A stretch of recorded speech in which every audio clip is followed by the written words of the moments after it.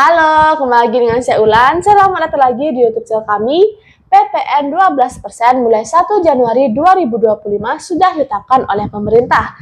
Suka tidak suka, plus minusnya harus dirasakan oleh rakyat Indonesia. Namun hal yang menarik adalah penolakan secara tiba-tiba dari PDIP terhadap PPN 12% ini.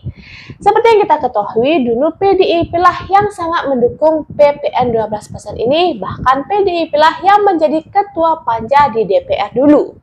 Hasan Nasbi, Kepala Staf Komunikasi Presiden, meluruskan bagaimana PPN 12% itu bisa ada dan apa plus minusnya. Nah, untuk lebih lengkapnya, mari kita dengarkan langsung penjelasan yang disampaikan oleh Hasan Nasbi berikut ini. Kalau ada yang lempar-lemparan gitu misalnya, ini kan sama kayak lempar-lemparan, ini anak siapa nih gitu. Kalau undang-undang ini dilakukan tes DNA untuk membuktikan siapa orang tuanya, saya rasa sebagian besar kekuatan politik Indonesia itu kedetek DNA-nya dalam undang-undang ini. Jadi 8 dari 9 fraksi di DPR pada saat itu adalah orang tua kandung dari undang-undang. Jadi DNA-nya pasti terdeteksi. Ya. Yang nggak ada DNA-nya di undang-undang ini kan PKS saja. Ya. Tapi PKS hari ini nggak menolak tuh. Jadi PKS hari ini mendukung aja. Jadi menurut saya ini pada saat itu 3 tahun yang lalu nih, bukan hari ini nih. Ya. 3 tahun yang lalu, 8 dari 9 kekuatan politik, perwakilan kekuatan politik yang ada di parlemen itu menyetujui undang-undang ini. Ada PDIP, ada Gerindra, ada Golkar, sebut aja. Tahun 2021 Nasdem, ya? yang segala macam itu tahun 2021. Kalau nggak salah tuh Oktober tahun 2021. Jadi itu. Jadi menurut saya memang tidak perlu lempar-lemparan. Karena ini DNA hampir semua partai ada di sini. Jadi kalau untuk mengecek silsilahnya, Ya. jadi ada semua kok. Ini persetujuan semua dong. Jadi persetujuan DPR dan persetujuan pemerintah. Ini sudah jadi sebuah keputusan bangsa, keputusan bernegara. Jadi memang harus dijalankan. Nah, undang-undang ini tidak ujuk-ujuk. Berlakunya PPN dari 11 menjadi 12. Saya selalu membahasakannya dari 11 menjadi 12. Karena kenaikannya 1 poin. Jadi bukan dari 0 kemudian jadi 12, tapi dari 11 menjadi 12. Ini tuh diperintahkan oleh undang-undang 3 tahun yang lalu. Bukan diperintahkan oleh pemerintah hari ini. Tapi pemerintah itu kan nggak ada nama. Siapapun presidennya, siapapun DPR-nya, ketika sudah bersepakat presiden dengan DPR itu sudah keputusan berbangsa bernegara itu.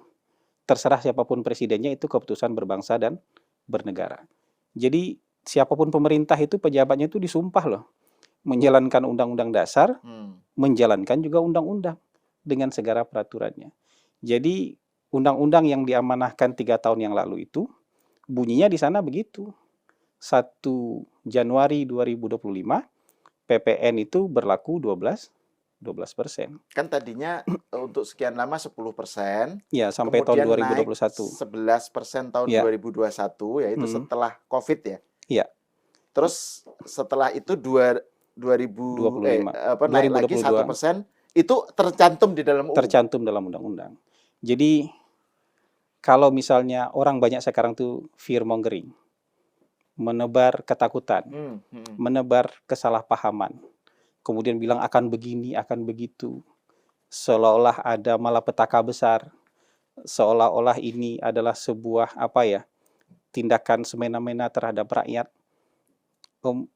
Mungkin mari kita berkaca ke 2 tahun yang lalu. Mas Ahal ingat nggak kapan PPN naik dari 10 jadi 11%? Nah itu, kelihatannya nggak berasa nggak? Iya, nggak nyadar. Maksudnya. Saya takutnya saya doang yang nggak ingat gitu.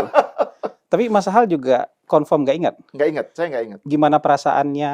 Nggak. Apa yang dirasakan bahkan waktu itu? Seingatku, saya kan cukup aktif di medsos ya, di X ya. Waktu itu nggak tahu masih Twitter atau sudah X.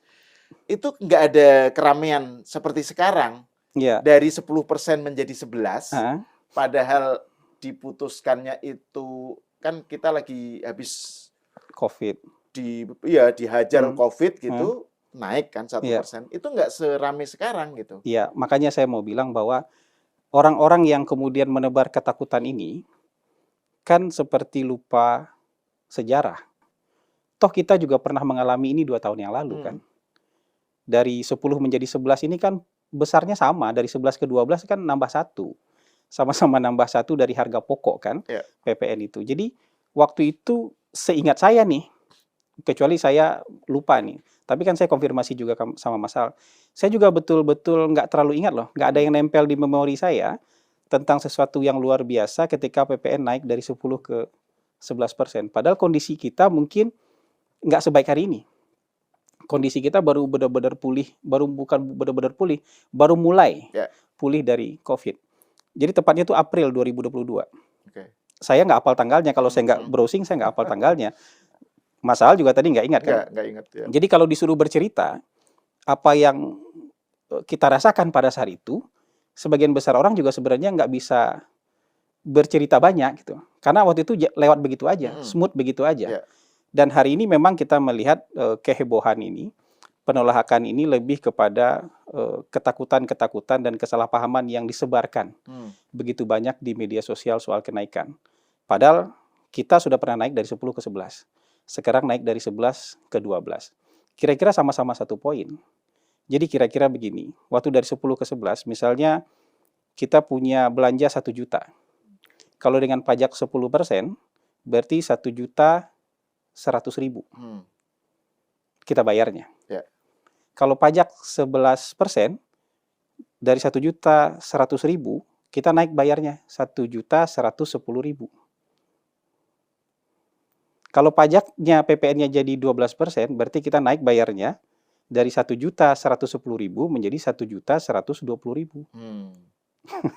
1.120.000. Iya, naik 10.000. Jadi kalau orang punya belanja 3 juta, kira-kira PPN yang tambahan yang harus dia bayarkan ketika naik dari 11 ke 12% itu nggak nyampe seharga sebungkus rokok sebenarnya. Gitu.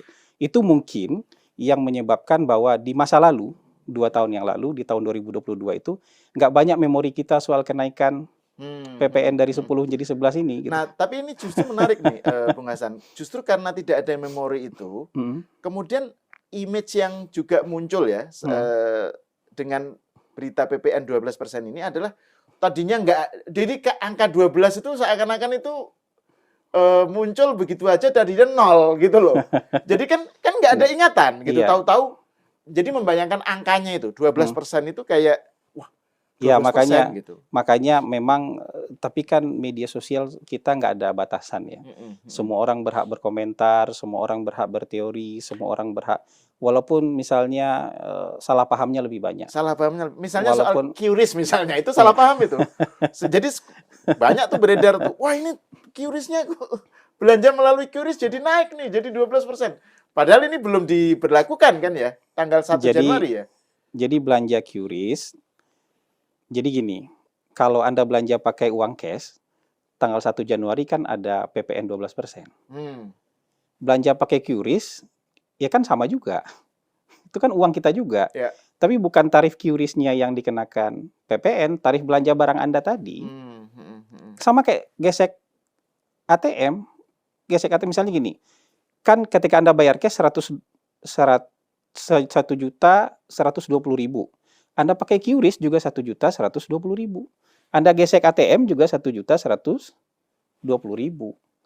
Ya PPN-nya PPN barang itu yang kita bayar, mau pakai cara apapun, mau pakai cara gesek ATM, PPN barang itu yang kita bayar. Mau bayar cash, PPN bayar itu yang kita bayar. Mau pakai QRIS, PPN barang itu juga yang kita bayar, bukan PPN QRIS-nya gitu. Oke. Iya, jadi itu kesalahpahaman itu sebenarnya yang juga membuat keriuhan ini ya. Karena kita juga lebih senang kadang-kadang melihat sisi yang negatif ya. Sisi yang negatif. Padahal pemerintah itu sebenarnya kan kalau mau fair, ini kan semakin besar pengeluaran orang. Atau artinya semakin tinggi tingkat ekonominya, semakin besar juga pajak yang dia bayar, PPN yang dia bayar. Kalau orang yang belanja bulanannya 50 juta tentu lebih besar juga. PPN dia kan 1% dari 50 juta. Kalau orang yang belanja bulanannya hanya 3 juta ya 1% dari 3 juta, 1% dari 3 juta itu 30.000. Di Indonesia itu ada barang-barang yang sama sekali tidak dikenakan PPN. Oke. Jadi kalau beli beras, itu kan barang kebutuhan pokok kita. Itu bukan PPN 10%, nggak ada PPN-nya. Oh, oke. Beli daging, itu nggak ada PPN-nya. Bahkan sampai hari ini beli daging Wagyu itu nggak ada PPN-nya. Padahal harusnya Wagyu dengan daging yang sangat premium gitu harusnya dapat PPN. Beli buah-buahan, beli sayur, beli ikan, beli garam, itu nggak ada PPN-nya. Jasa pendidikan, itu nggak ada PPN-nya. Jasa transportasi, jasa kesehatan, itu nggak ada PPN-nya. Bukan 10%. Tanpa PPN sama sekali. Coba bayangkan, kalau pemerintah memungut PPN dari sektor-sektor ini, itu sebenarnya yang didapatkan pemerintah bisa lebih besar loh. Karena kalau dihitung nih, sektor-sektor yang dibebaskan PPN-nya barang pokok, jasa pendidikan, jasa transportasi, itu nilai PPN-nya sekitar 265 triliun. 165 triliun. 265 triliun. 265 triliun. Dan pemerintah tidak memungut itu. Kenapa? Karena ini kalau dipungut PPN akan langsung punya efek terhadap kehidupan masyarakat banyak, termasuk masyarakat kecil, terutama masyarakat kecil. Kalau PPN ini kan yang ada sekarang ini kan untuk barang-barang yang kita beli ini kan hasil-hasil industri olahan ini semua. Iya, kita beli odol kan nggak tiap hari. Kita beli sabun kan nggak tiap hari. Tapi beli beras bisa habis tiap hari, beli ikan, beli daging bisa tiap hari. Kita beli baju kan nggak setiap hari. Kita beli sepatu kan nggak setiap hari. Jadi barang-barang ini memang sejak lama sudah dikenakan. Sejak dikenakan PPN. Cuman amanat undang-undang 3 tahun yang lalu, ini penting nih, amanat undang-undang 3 tahun yang lalu, tanggal 1 Januari nanti, dari 11 menjadi 12%. Hanya kayak gitu sebenarnya simple ya. Sederhana untuk membayangkannya kayak Jadi gitu. yang tidak dikenakan PPN. Jadi yang dipungut sekarang oleh negara itu kira-kira tambahannya sekitar 71 triliun aja. Jadi negara tidak memungut pajak yang lebih besar. Yang 265 triliun itu nggak dipungut oleh negara. Kenapa? Itu langsung efeknya terhadap kehidupan sehari-hari masyarakat. Kalau beli beras, beli daging, beli sayur, beli ikan, beli garam, itu langsung dikenakan PPN, langsung berakibat terhadap kehidupan sehari-hari masyarakat. Itu sama pemerintah dibebaskan. Bukannya PPN 10%, nggak ada PPN sama sekali. Dan itu kalau dipungut PPN, kira-kira nilainya 265 triliun. Itu kategorinya apa aja itu yang dibebaskan dari PPN itu? Kebutuhan pokok? Barang pokok. Barang pokoknya rinciannya disebut. Buah-buahan, sayur, daging, ikan, beras, garam. Jasa pendidikan juga disebutin, jasa kesehatan, jasa transportasi, jasa keuangan, asuransi, itu juga tidak dikenakan PPN sama sekali. Itu rinci sebenarnya. Persoalannya kita mau cari tahu apa tidak. Jadi banyak sekali sebenarnya yang dibebaskan oleh pemerintah itu bukan hanya tidak dinaikkan PPN-nya, tapi tidak dipungut sama sekali PPN-nya. Jadi hari ini kita beli beras buat makan itu nggak ada PPN tuh. Beli daging tuh nggak ada PPN tuh. Kita bayar sekolah anak tuh nggak ada PPN tuh. Dari dulu memang nggak ada ya? Nggak ada PPN. Sampai sekarang pemerintah mempertahankan itu supaya tidak ada PPN. Jadi ini penggambaran tentang bahwa PPN 12% itu berlaku masif itu. Makanya ketika orang membandingkan dengan Vietnam itu, makanya saya bilang kita harus melihatnya secara utuh. Oke, Vietnam ada PPN barang yang 8%, padahal sebenarnya dia 10%, tapi dia sekarang menunda aja untuk jadi 10%. Jadi dia tetap tahan di angka 8%. Tapi barang kebutuhan pokok dia pajaki 5%. Jadi barang-barang esensial tuh kayak beras, kayak daging, kayak apa segala macam itu dia pajakin 5%. Di negara kita itu baik loh pemerintahnya, rejim pajaknya baik. Kita itu UMKM, itu omset sampai 500 juta setahun tuh nggak bayar pajak. Di Vietnam, omset 63 juta aja setahun, berarti sebulan cuma berapa tuh? 5 juta. Itu dikenakan pajak. Jadi kita banyak sekali. Orang tuh PPh itu kan ketat sekali. Di kita mungkin pembayar PPh-nya sampai sekarang mungkin 13 juta mungkin paling banyak. Ya kan, pembayar pajak pribadi itu mungkin 13 juta paling banyak. Dan pajak kita progresif loh. Semakin besar pendapatan, pajaknya semakin besar persentasenya. Kalau saya bayar pajak tuh hampir sepertiga penghasilan saya untuk bayar pajak. Kalau orang yang 5 juta ke bawah itu nggak bayar pajak sama sekali. Saya terganggu sekali dengan sebuah poster yang itu cukup banyak katanya itu tidak manusiawi menaikkan pajak tapi tidak pernah mengembalikan ke masyarakat. Mungkin di Indonesia ini yang dikembalikan langsung ke masyarakat itu jumlahnya sangat besar. Yang dikembalikan langsung nih, dalam bentuk bantuan sosial, subsidi BBM, subsidi listrik, ya kan? Itu mungkin di atas 500 triliun dikembalikan ke masyarakat. Kalau listrik nggak disubsidi, saudara-saudara kita yang 900 kWh itu langganannya itu dia mungkin sudah nggak sanggup lagi membayar tagihan. Kalau subsidi itu dari pajak, ya? Subsidi itu dari pajak. Okay. Kalau misalnya BBM kita nggak disubsidi, mungkin ya kendaraan-kendaraan umum nggak bisa jalan, motor, kemudian mobil-mobil yang LCGC itu nggak sanggup bayar bahan bakar, termasuk juga kendaraan umum. Ini kan yang dikembalikan langsung ke masyarakat. Belum lagi nanti yang bantalan ekonomi, subsidi, bantuan sosial yang dikirimkan langsung ke masyarakat untuk misalnya, kan bantuan itu ada yang bantuan langsung tunai. Jadi memperkuat daya beli mereka. Itu kan dikirim uang dalam bentuk cash ke masyarakat yang membutuhkan. Itu kan uang pajak yang dikembalikan langsung, nggak dikembalikan bagaimana gitu loh. Ada misalnya nanti kan pelayanan dari pemerintah itu makin besar yang harus diberikan kepada masyarakat. Pemerintah mengalokasikan 17 triliun untuk perbaikan sekolah-sekolah. Itu kan dikembalikan buat masyarakat juga. Yang sekolah di sana siapa? Kan masyarakat. Gaji guru dialokasikan 81 triliun. Itu buat siapa? Itu kan buat masyarakat juga. Ada pemeriksaan kesehatan gratis lagi nanti. Supaya bisa mencegah daripada mengobati, kan lebih baik mencegah ini. Ada lebih dari 3 triliun. Dan banyak lagi yang diberikan oleh pemerintah. Dan itu dikembalikan langsung ke masyarakat. Jadi termasuk makan bergizi gratis juga. Termasuk juga program makan bergizi gratis. Jadi menurut saya jangan sampai menebar kebohongan, menebar kebencian hanya untuk memuaskan ego, hanya untuk memuaskan unek-unek Anda untuk hari itu marah-marah sama pemerintah. Pemerintah kita mengembalikan dengan sangat banyak dan langsung ke masyarakat. Itu di luar yang dalam bentuk pembangunan loh. Bikin jalan, bikin irigasi, bikin bendungan, bikin bandara dan segala macam gitu loh. Jadi jangan sembarangan bicara. Kalau mau bilang nggak ada yang dikembalikan ke masyarakat, justru di pemerintah kita, di pemerintah lain mungkin nggak ada itu. Yang dikembalikan dalam bentuk langsung itu mungkin nggak ada, semua jadi bentuk, mungkin jadi pembangunan. Kalau di kita yang dikembalikan dalam bentuk langsung aja banyak kok. Itu kan uang.